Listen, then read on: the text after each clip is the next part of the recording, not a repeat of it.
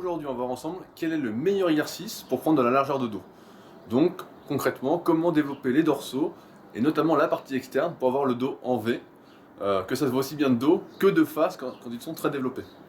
Alors, très simplement, comme je l'expliquais dans l'article Super dos sur superphysique.org, il ne faut pas développer les dorsaux dans leur ensemble pour avoir du V, mais bien localiser la partie externe des dorsaux, bien qu'elle n'existe pas vraiment anatomiquement parlant. Et pour ce faire, il va falloir exécuter le meilleur exercice qui soit, les tractions prises larges devant, donc soit à la barre fixe, soit à la poulie si on débute, et le tout avec une technique d'exécution appropriée. Donc on voit souvent sur n'importe quel exercice, sur les forums, dans les magazines ou n'importe où, qu'il faut exécuter des exercices de la manière la plus stricte possible avec l'amplitude la plus complète possible. Mais lorsqu'on veut développer une partie d'un muscle ou un certain muscle en particulier, il y a toujours une technique particulière à adopter. Et ici, pour les tractions, afin de solliciter au maximum la partie externe, il y a plusieurs petites choses à faire.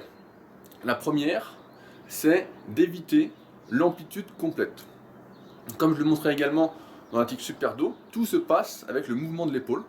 Donc je vous invite vraiment à regarder cet article avec ses vidéos et le texte qui y figure. Et donc il va falloir ne pas monter jusqu'en haut, mais s'arrêter en général, suivant la force de chacun, entre le nez et le menton. Ceci pour deux raisons. Première chose, afin de rester le plus droit possible, plus vous resterez droit et plus vous localiserez à la partie externe des dorsaux, donc celle qui donne du V. En général, souvent dans les salles, on voit qu'on préconise de descendre jusqu'aux pectoraux, sauf que si on descend jusqu'aux pectoraux, la plupart du temps, comme on n'est pas assez fort, on va se pencher en arrière, et donc on va moins travailler la partie externe des dorsaux et plus reporter ça sur la partie interne, sur les trapèzes, etc. Et donc vraiment moins localisé sur ce qu'on veut développer. La deuxième partie, c'est de ne pas tendre les bras complètement, en raison de ce que ça peut provoquer pour les épaules, des douleurs éventuelles. Le but est vraiment de décrocher l'épaule, donc quand on est ici, de faire comme ça au lieu de faire ça. Vraiment de comprendre que c'est ce mouvement qui va les étirer et non pas de tendre complètement. C'est vraiment ce décrochage d'épaule, donc c'est un coup à prendre, c'est pas très simple, etc. Mais c'est un truc qui se prend avec le temps sans trop de soucis. Donc je récapitule, pour ceux qui font les tractions à la barre fixe, donc monter juste entre le nez et le menton, à la force des dorsaux. Pour ceux qui font la poulie, descendre entre les deux. Le deuxième point, qui oblige entre guillemets à ne pas descendre à fond ou à ne pas monter à fond, c'est qu'en général on n'est pas assez fort quand on débute, et très peu de personnes sont assez fortes pour ça, de pouvoir exécuter les tractions en amplitude complète en restant le plus droit possible sans arrondir le haut du dos. Effectivement, pour solliciter au mieux les dorsaux et donc cette partie externe, il faut être le plus droit possible en sortant légèrement la cage. Et comme vous pouvez le voir sur les différentes vidéos qui existent sur le net, on voit souvent des tractions exécutées un peu n'importe comment, avec le haut du dos rond, qui sollicite tout sauf la largeur du dos. Donc c'est vraiment important de garder la cage sortie quand on tire et d'être le plus droit possible pour solliciter les dorsaux au maximum et prendre du V.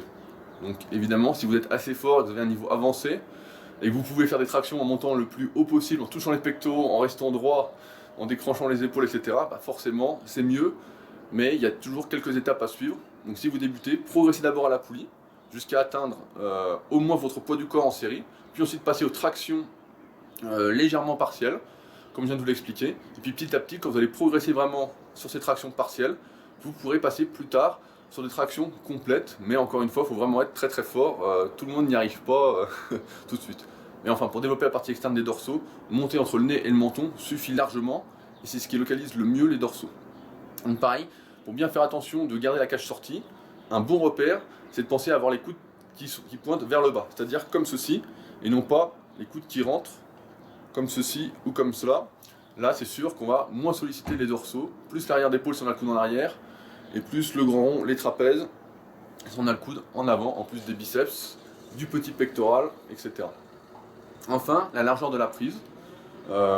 Souvent, on dit que plus on prend large, plus on sollicite la partie externe des dorsaux élevée. C'est pas tout à fait vrai. Il existe une largeur optimale pour chacun, en fonction de sa largeur d'épaule, de sa longueur de bras, etc. On peut voir d'ailleurs dans les vidéos des culturistes professionnels qu'aucun ne prend le plus large possible, parce que c'est très risqué pour les épaules, et donc il existe une largeur un peu optimale, qui est d'un peu plus large que les épaules, c'est pas de prendre comme ça, parce que là c'est sûr qu'on va s'arracher les épaules à terme, mais c'est quand même assez large. Enfin, la prise, personnellement j'aime bien mettre le pouce au-dessus de la barre, mais certains aiment bien mettre le pouce comme ça, entourer la barre avec le pouce. Il n'y a pas de règle précise, chacun voit comment il se sent le mieux. Donc voilà, là aujourd'hui on a vu ensemble quel était le meilleur exercice pour les dorsaux, donc les tractions prise large devant, soit à la barre fixe, soit à la poulie, suivant son niveau, et comment les exécuter au mieux pour prendre le maximum de largeur au niveau des dorsaux, donc de la partie externe qui est à développer si on veut vraiment lever.